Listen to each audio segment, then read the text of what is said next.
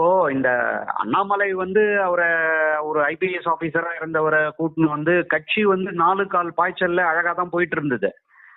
பாஜகவுடைய வந்து மிகப்பெரிய பலகீனமே அவங்களுக்கு ஒரு நிலைப்பாடே கிடையாது தமிழ்நாட்டை பொறுத்த அளவுல. அவங்க வந்து 2 திருட்டு திராவிடத்தையும் வந்து சரிசமமான தூரத்துல வந்து வச்சு ஒரு 3வதா ஒரு ஃபோர்ஸா ஒரு தேசிய சிந்தனையோட வளரக்கூடிய வந்து ஒரு தன்மையில இருந்து அவங்க வந்து நேரத்துக்கு வந்து ஒண்ணு பேசிட்டு இருக்காங்க. ஒரு உதாரணத்துக்கு சொல்றேன், அழகா கொண்டு வந்தாங்க அண்ணாமலையே, அட்டகாசமான முடிவு. 40 வருஷத்துல வந்து நான் வந்து பார்க்காத வந்து ஒரு பாய்ச்சல்ல வந்து கட்சி வந்து போச்சு.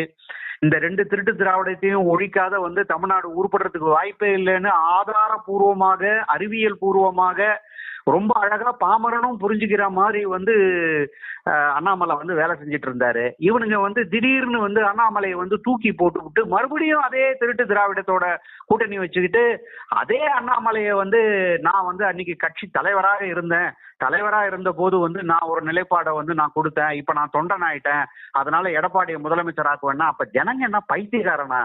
இப்ப இதே கதையை வந்து சீமானை பாருங்க, ஆரம்பத்திலிருந்து இந்த நான் 2 திருட்டு திராவிடத்தோடய எனக்கு கூட்டணி கிடையாது, இவங்க 2 பேருமே திருடர்கள், இவர்களை ஒரு சேர எதிர்க்கிறேன் அப்படின்னு சொல்லி அவருடைய அரசியல் வந்து பாத்தீங்க அப்படின்னா இது வரைக்கும் வந்து கண்டுகொள்ளப்படாத வந்து ஜாதிகளெல்லாம் வந்து அரவணைச்சுன்னு போறார்.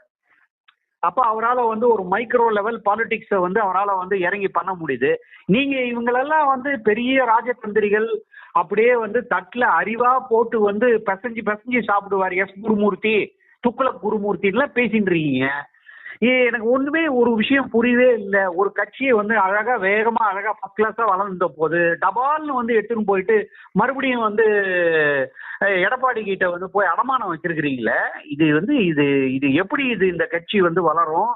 இதுக்கு அதாவது நமக்கு ஒரு தனிப்பாதை, தனி வந்து ஒரு சிந்தனை, தனி விஷயங்கள் வந்து ஒரு தேசிய உள்ளார்ந்த ஒரு தேசிய தத்துவங்கள் இல்லாத வந்து ஒரு கட்சி, அதுவும் எடப்பாடி மாதிரி வந்து ஒரு 5ஆம் படை, ஒரு அந்த பொறுத்த அளவுக்கும் ரொம்ப வந்து மிக தெளிவான வந்து ஒரு அரசியல்வாதி. அவர் வந்து பல நேரங்கள்ல அவர் வந்து பெரிய வந்து தான் வந்து புத்திசாலி அப்படின்றத வந்து நிரூபிச்சிருக்காரு. இவங்க சொல்ற இந்த ராஜதந்திரத்தெல்லாம் அந்த ஆள் வந்து உடைச்சிட்டு இருக்கலாம் ஏற்கனவே.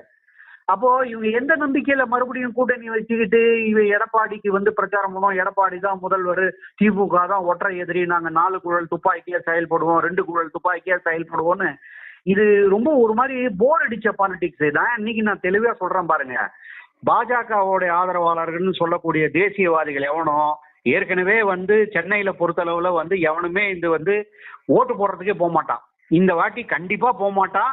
அப்படியே போனாலும் வந்து பாதி பய சீமானுக்கு தான் போட போறான், இதான் நடக்க போறது.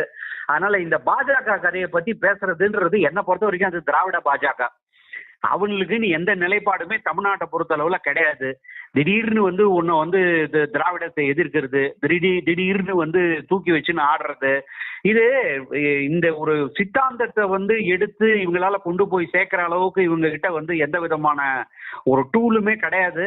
இவங்க வந்து அதாவது முன்னாடி போனா உதைக்குது, பின்னாடி வந்தா கடிக்குது அப்படின்ற நிலைமையில தான் இவங்க போயிட்டு இருக்காங்க. இவங்க வந்து திருப்பியும் வந்து அண்ணாமலை அடுத்த டென்யூர்ல தலைவராக்கி நீ ஏபிசிடில இருந்து ஆரம்பிப்பீங்களா? இது ஜனங்க நம்புவானா?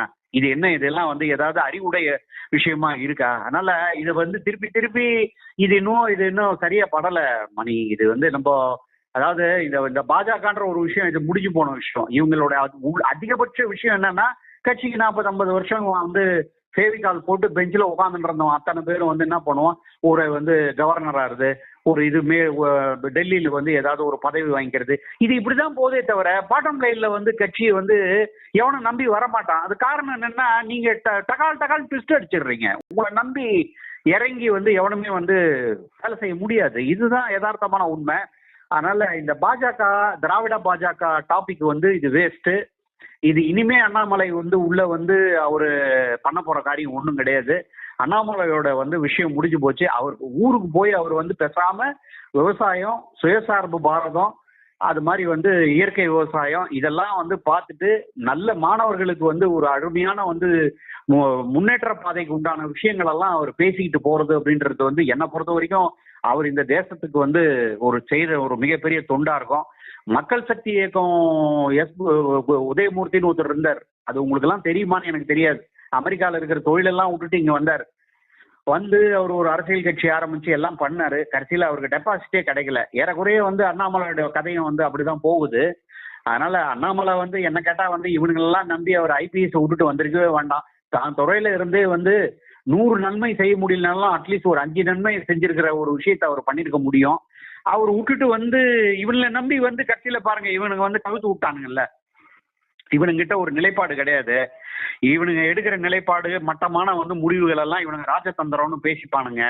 இது வந்து கதா காலட்சேபம் பண்றதுக்கு, மோடி கதா காலட்சேபம் பண்றதுக்கு ஒரு பெரிய கும்பலை வளர்த்து வச்சிருக்கிறானுங்க. இவங்களை பொறுத்த வரைக்கும் கட்சி வேலைன்றது வந்து மோடி புகழாரம் சூட்டுவதுதான். இது வந்து இது இப்படியே இருந்தா இது போக இது எதுக்கு மணி, இது டைம் வேஸ்ட் இதை பத்தி வந்து பேசுறது.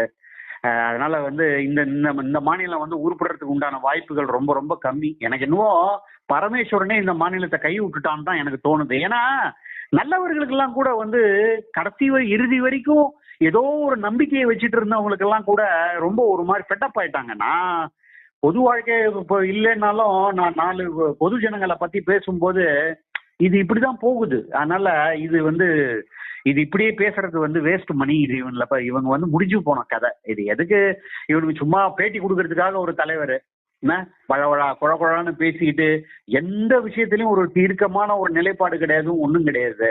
அப்புறம் என்னத்த சொல்றது மணி? நீங்க வேற ஏதாவது சொல்லுங்க, நான் வேற ஏதாவது பதில் சொல்றேன் உங்களுக்கு. வேற சிவாய நம. திருச்சிட்டம்பலம், தில்லையம்பலம், பொன்னம்பலம். சிவாய நம. உறவுகளே, சிவ அன்பர்களே, தற்போது தாங்கள் இந்த வீடியோவில் பார்க்கக்கூடிய இடத்துல ஒரு சிவாலய திருப்பணி ஒன்று நடந்து கொண்டிருக்கிறது. இந்த இடத்துல பார்த்தீங்கன்னா முன்பு ஒரு காலத்தில் வந்து ஒரு சிவாலயம் இருந்திருக்குது. அதாவது இந்த ஏரியா வந்து இப்போ வந்து ஒரு தென்னை மரங்கள், பனைமரங்கள் சூழ்ந்த காடாக இருக்கிறது. முன்பு ஒரு காலத்தில் இங்கே ஒரு ஊர் இருந்ததாக சொல்கிறாங்க. ஆனால் இப்போது சுற்று வட்டாரத்தில் 5 கிலோமீட்டர் சுற்றுலாவில் ஊரே கிடையாது, காடு. இப்போ இந்த இடத்துல ஒரு சிவாலயம் வந்து அமையிருக்கிறது. இந்த சிவாலயத்தில் வந்து இருந்த அந்த சாமியுடைய திருமணியை வந்து எடுத்து வச்சிட்டோம். திருப்பணி முடிஞ்சதுக்கப்புறம் பிரதிஷ்டை பண்ண இருக்கிற உறவுகளே, தற்போது இந்த வீடியோ பார்க்கக்கூடிய உறவுகள் தங்களால் முடிந்தால் ஒரு சின்ன உதவி செஞ்சு கொடுங்க. எங்கள் இடத்துல பொருளாதாரம் இல்லை. அதனால் பார்த்திங்கன்னா அந்த வேலையெல்லாம் அப்படியே நின்று போச்சு. பாருங்கள், இந்த அப்படியே பாதியிலே நிற்கிது இந்த சிவாலய திருப்பணி வந்து. பக்த கோடிகள், அன்பு உள்ளங்கள், தயவுசெய்து நீங்கள் உதவி செய்ய விருப்பமுள்ள உறவுகள் உதவுங்க. உங்களுக்கு கோடி புண்ணியம் கிடைக்கும். இந்த சாமியோடைய அருள் அனுகிரகம் உங்களுக்கு கண்டிப்பாக கிடைக்கும். இது வந்து ஒரு புகழ்பெற்ற சிவாலயம்னு கூட சொல்லலாம். சாமியோட திருமணியை எடுத்து வச்சிட்டோம். இந்த இடத்துல பார்த்திங்கன்னா ஒரு வாசி தண்டம் இருக்குது. அந்த காலத்தில் ஒரு முனிவர் யாரோ தவம் செஞ்சுருக்காங்க. அவங்களுடைய வாசி தண்டம் அவர் திருக்கரங்களால் எழுதின ஓலைச்சுவடி கூட இன்றும் இருக்குது, இன்னும் பாதுகாக்கப்பட்டு வருது. அது கோயில் திருப்பணி முடிஞ்சதுமே அதையும் நாங்கள் அந்த வழிபாட்டுக்கு வச்சுடுவோம். இந்த சிவாலய திருப்பணி வந்து சாமி திருநாமம் வந்து முக்தீஸ்வரர் அப்படிங்கிற திருநாமத்தில் வழங்குறாரு. நெல்லை மாவட்டம் நாங்குநேரி தாலுகாவில் இந்த சிவாலயம் அமைய இருக்கிறது. உறவுகளே, இந்த வீடியோ பார்க்கக்கூடியவங்க ஒரு 2 பேருக்காவது கொஞ்சம் ஷேர் பண்ணுங்கள். இந்த வீடியோ பார்க்கக்கூடிய யாராவது ஒரு சின்ன உதவி செஞ்சால் இந்த ஆலய திருப்பணி வந்து கண்டிப்பாக நாங்கள் வெற்றிகரமாக முடிச்சுடுவோம்.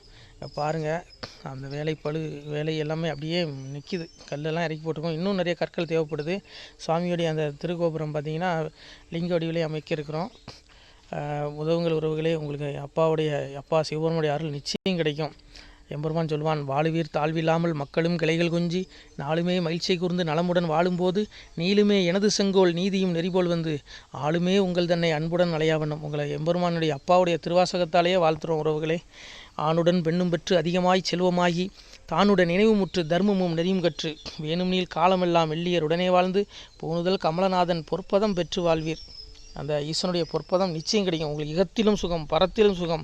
உங்களுக்கு கர்ம வினைகள் மன்னிக்கப்பட்டு உங்களுக்கு நிச்சயம் மோட்ச வீடு கிடைக்கும். இகத்தில் பூரண ஆயுளுடன் நோய் நொடி இல்லாமல் வாழ்ந்து நீங்கள் பரவாழ்வும் பெறுவீர்கள் உறவுகளே. மக்களே, நீங்கள் எல்லாம் வாழ்பொன்னம் பதிர் சென்று முக்கியமான யுகநில மதிலே தன்னால் கக்கிய பொன்கள் ஸ்வர்ணம் கைமணம் குளிர அன்னம் பொக்கிஷம் நிறைய வைத்து புகழ உண்டு இனிதாய் வாழ்வீர். இந்த இகவாழ்வும் பரவாழ்வும் உங்களுக்கு சுகப்பட அப்பன் ஈசனர்களால் வாழ்த்துகிறோம்.